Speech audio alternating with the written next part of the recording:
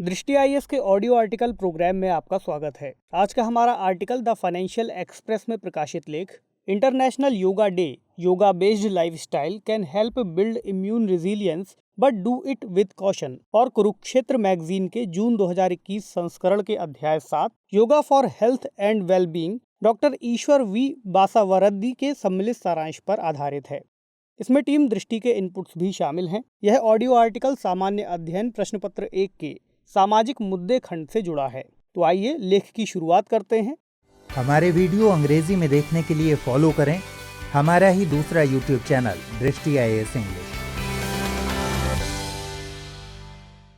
Corona के खिलाफ कारगर योग, खुद को स्वस्थ रखकर बीमारियों से बचना आज दुनिया भर के इंसानों के सामने चुनौती है। ऐसे में समाज को सेहतमंद बनाने के लिए लोग तेजी से नेचुरोपैथी चिकित्सा पद्धति और योग इत्यादि जैसे प्राकृतिक तरीकों को अपना रहे हैं।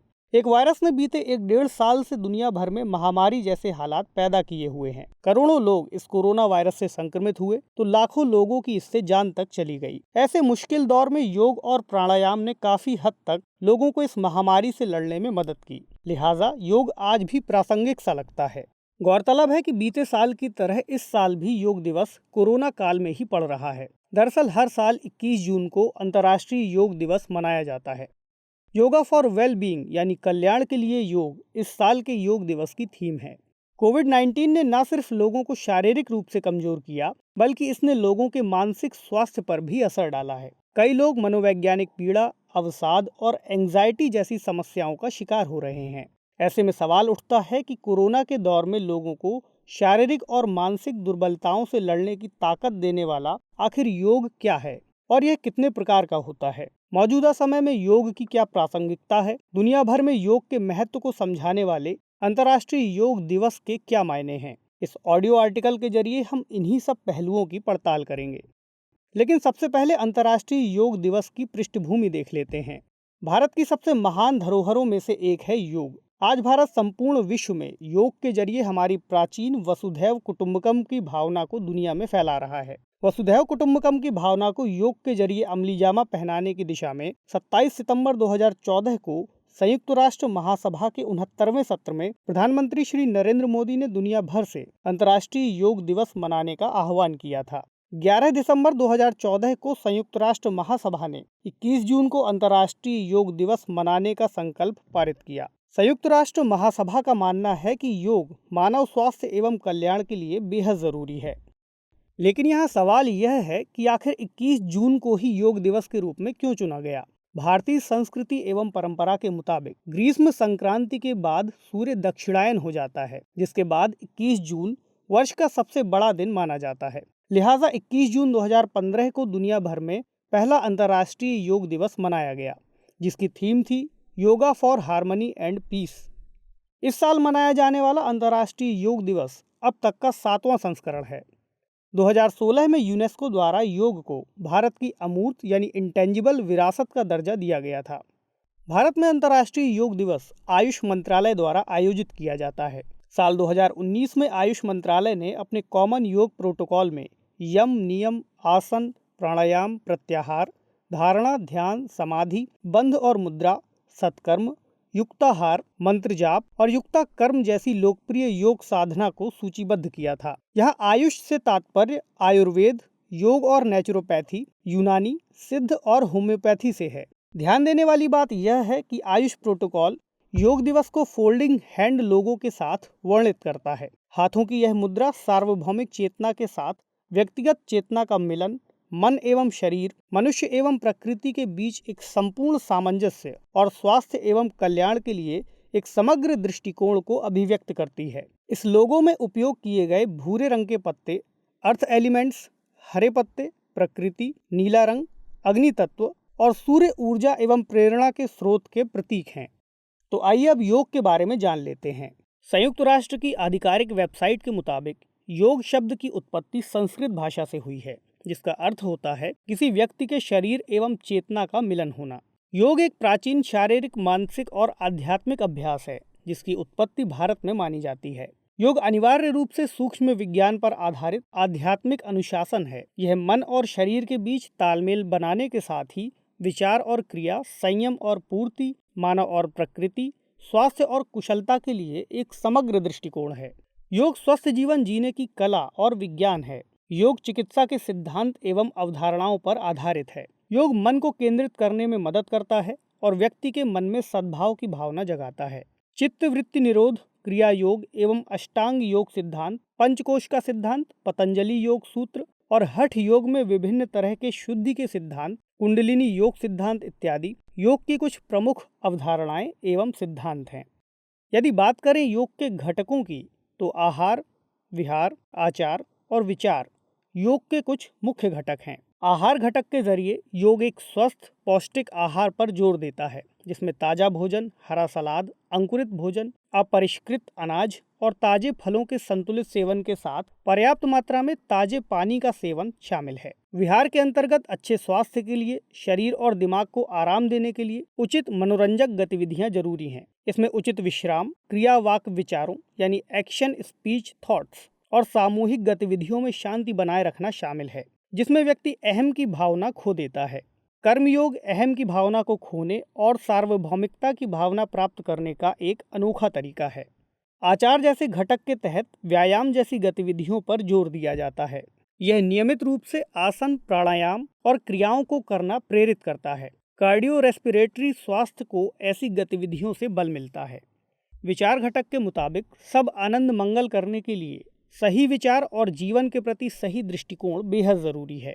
नैतिक रूप से संयम और नियम, या यूं कहें यम और नियम का पालन करने से मन को संतुष्टि मिलती है।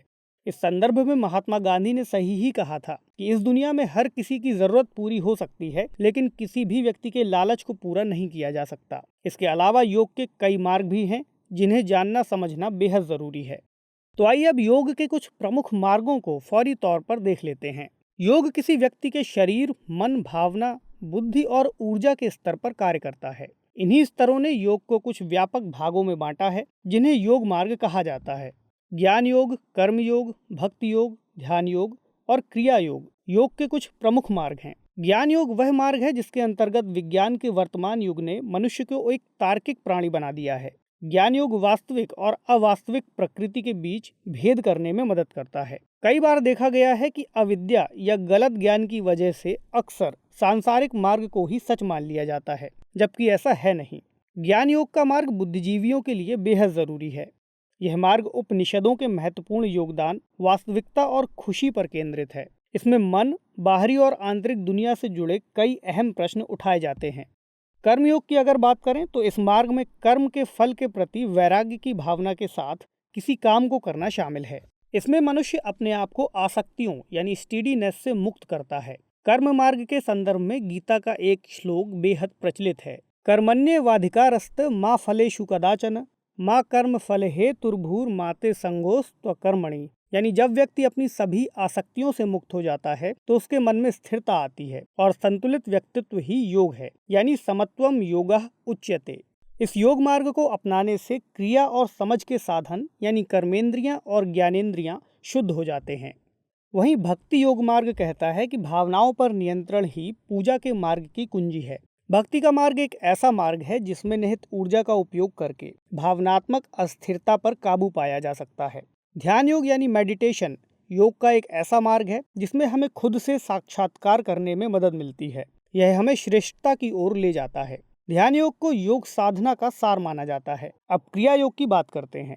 क्रिया योग दरअसल 3 तरह के होते हैं। पहला है तप, यानी अपनी इंद्रियों को प्रशिक्षित करना और उन्हें शुद्ध करना। दूसरा है स्वाध्याय, यानी शिक्षा के संदर्भ में सेल्फ स्टडी। और तीसरा है ईश्वर प्राणिधान, जिसका मतलब है भक्ति और स्वयं को उस रचनात्मक स्रोत में जाने देना जो हमें खुद को उभारने में मदद करती है। आसान भाषा में कहें तो ज्ञान योग में जहां हम अपनी बुद्धि का उपयोग करते हैं, वहीं भक्ति योग में भावनाओं का, कर्म योग में शरीर का, तो ध्यान योग में मन का और क्रिया योग में हम अपनी ऊर्जा का प्रयोग करते हैं।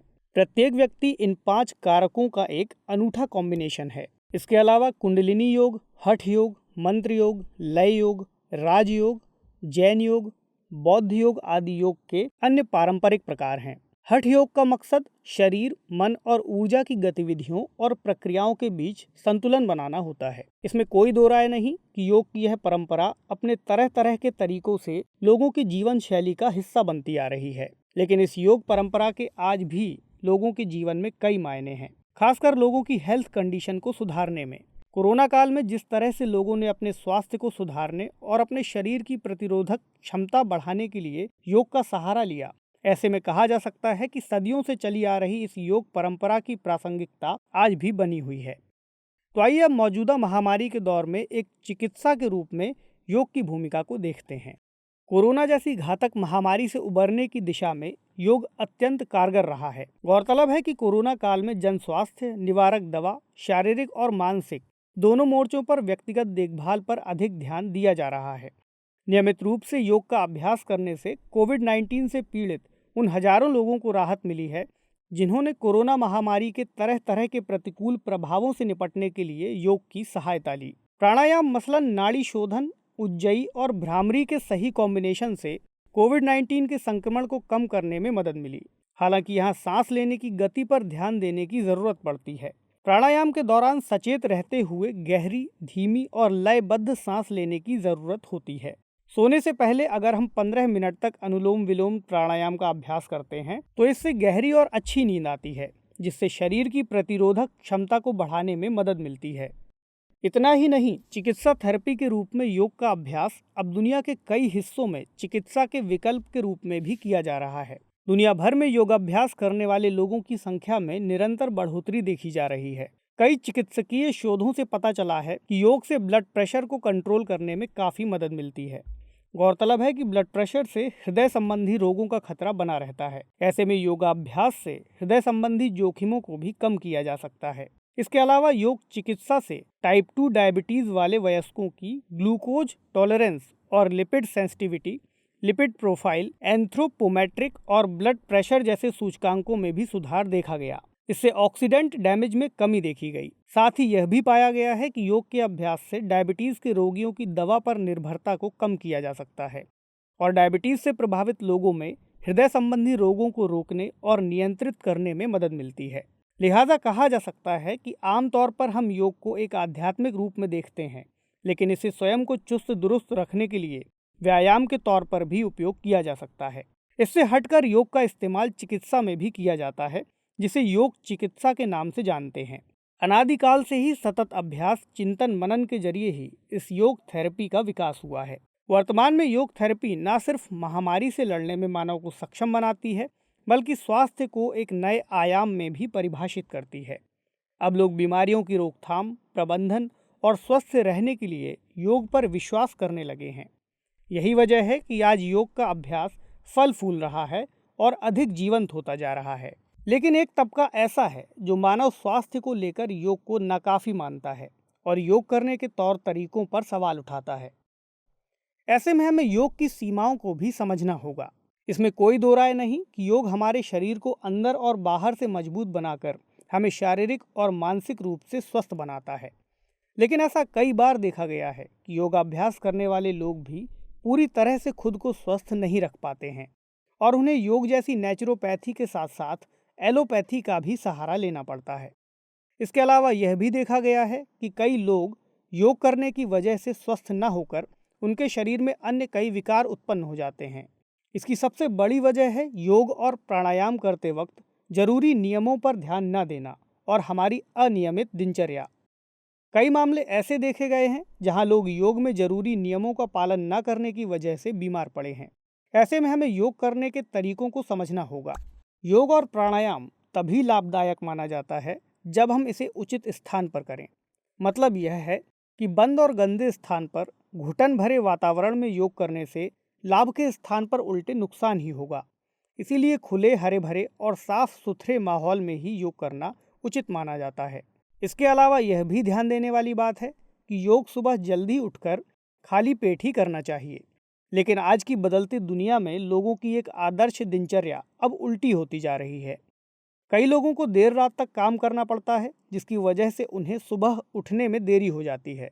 तो कई लोग अगर सुबह उठ भी जाते हैं तो जॉब, व्यवसाय आदि के चक्कर में उन्हें घरों से जल्दी निकलना पड़ता है। ऐसी भागदौड़ भरी जिंदगी में लोगों को सुबह के समय में योग आदि के लिए समय निकाल पाना मुश्किल होता है। ऐसे में कई लोग अगर योग करते भी हैं तो उनके करने का समय उचित नहीं होता। योग को करते वक्त ध्यान देने वाली बात यह भी है कि योग का अभ्यास धीमा, लयबद्ध और शरीर को किसी भी तरह का झटका दिए बिना होना चाहिए और योग आसन बिना किसी तनाव के शांत मन से किया जाना चाहिए। अनुचित समय और अनुचित तरीके से किए गए योग, प्राणायाम, व्यायाम आदि से शरीर में तरह तरह की समस्याएं हो सकती हैं। इसके अलावा हमें इस बात का भी ध्यान देना होगा कि अगर हम नियमित तौर पर योग और प्राणायाम करते हैं तो शरीर में पानी की उचित मात्रा बनी रहे, अन्यथा हमारे शरीर में डिहाइड्रेशन जैसी समस्या उत्पन्न हो सकती है।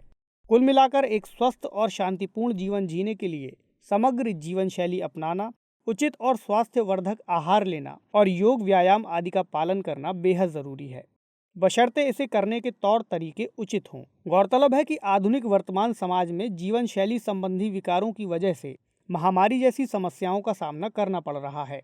इससे बचने के लिए स्वयं लोगों को सचेत रूप से खुद में बदलाव लाने होंगे, क्योंकि योग तभी कारगर है जब हमारी दिनचर्या उचित, नियमित हो और जीवन शैली स्वस्थ हो।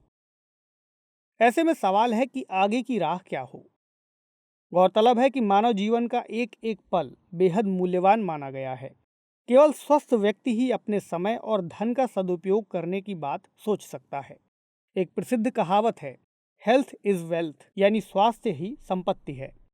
मतलब यह है कि अगर मनुष्य की धन संपत्ति नष्ट हो जाए तो कोई बड़ी बात नहीं, लेकिन अगर उसका स्वास्थ्य नष्ट हो गया तो समझो उसका सब कुछ नष्ट हो गया। उस अस्वस्थता की अवस्था में व्यक्ति कुछ भी कर पाने में एकदम असमर्थ हो जाता है। एक स्वस्थ व्यक्ति लगातार परिश्रम करके दोबारा धन कमा सकता है और इस बात को पूरी दुनिया इस कोरोना काल में अच्छी तरह से समझ पा रही है। आज जिस तरह दुनिया भर में बीमारियों से पार पाना एक बड़ी चुनौती है, उसमें सबसे अधिक चिंता डायबिटीज़, रक्तचाप, तनाव, अवसाद, अनिद्रा आदि जैसी जीवन शैली से जुड़ी बीमारियों पर काबू पाने को लेकर व्यक्त की जा रही है। माना जा रहा है कि अगर लोग योग को अपनाएंगे तो न सिर्फ स्वस्थ रहेंगे, बल्कि जीवन शैली संबंधी रोगों पर होने वाला खर्च भी बचेगा और ये खर्च विकास से जुड़े दूसरे कामों में लगाया जा सकेगा। इसके अलावा अगर योग पद्धति का विकास और विस्तार दुनिया भर में होता है तो इससे देश और दुनिया में रोजगार के नए अवसर भी पैदा हो सकेंगे। जैसा कि देखने को मिल रहा है कि भारत सहित अब तमाम देशों में योग शिक्षा के केंद्र खुलने लगे हैं। इन केंद्रों में भारतीय योग शिक्षकों की भारी मांग है। ये शिक्षक विदेशों में जाकर न सिर्फ योग के आसन वाले पक्ष का प्रशिक्षण देंगे, बल्कि आहार विहार संबंधी आदतों में बदलाव लाकर लोगों को संतुलित जीवन शैली और स्वास्थ्यवर्धक खान पान का भी पाठ पढ़ाएंगे। लेकिन इस पद्धति को अपनाने भर से शारीरिक समस्याओं से निजात नहीं पाई जा सकती। बेहतर स्वास्थ्य के लिए जरूरी है कि परिवेश संबंधी समस्याओं पर भी काबू पाने का प्रयास किया जाए।